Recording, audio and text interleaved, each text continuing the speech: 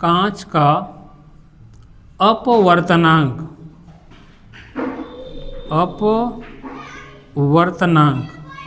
अब जल के सापेक्ष कांच का अपवर्तनांक क्या है, इसको संकेत में देखिए, हमने बताया कांच का, जिसके साथ कांच का लगा हुआ है वो कांच चला जाएगा पीछे, तो यानी कांच यानी ग्लास, आगे जल है यानी WNG।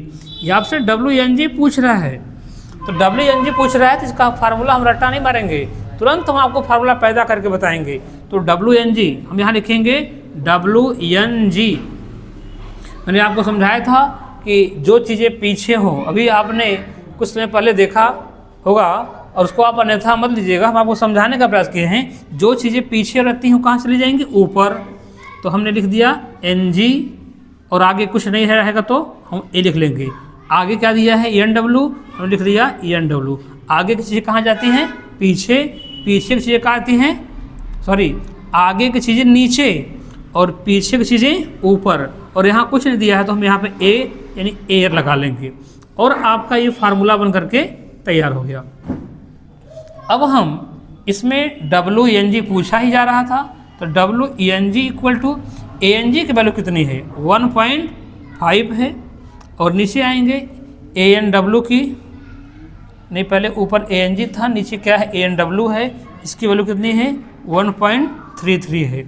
अब हम क्या करेंगे, इनसे इसमें डिवाइड कर देंगे, तो यानी हमारा WNG इक्वल टू, अब ये पॉइंट में है, इसको पॉइंट को हटाने का प्रयास करेंगे, तो 100 का मल्टीप्लाई यदि हम ऊपर कर लें, 100 का मल्टीप्लाई नीचे कर लें, तो ऊपर हमारा कितना हो जाएगा आपका, ये दोनों जीरो हट जाएगा, नीचे 133 हो जाएगा, 133।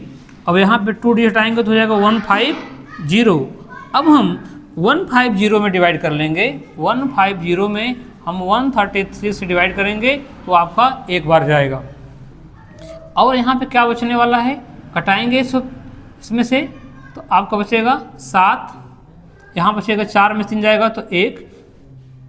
अब यहाँ पे पॉइंट लेकर के फिर आएंगे तो आपका 1.1 यानी 133, तो 10 में से 3 जाएगा 7, 7 से जाएगा 4, यानी फिर 0 आएंगे तो हम लगभग 3, यानी आपका जो आंसर आएगा वह 1.13 आएगा, यानी ये आपका क्या हो जाएगा, आंसर हो जाएगा, यानी WNG की वैल्यू हो जाएगी। अब हम प्रयास करेंगे कि ऐसे ही और 1-2 प्रश्न हल करने का प्रयास करें। ये आपका कैलकुलेशन था, इसको हटा दीजिए। और इस टाइप के प्रश्न एग्ज़ाम में, अरे एग्ज़ाम में का ये तो आप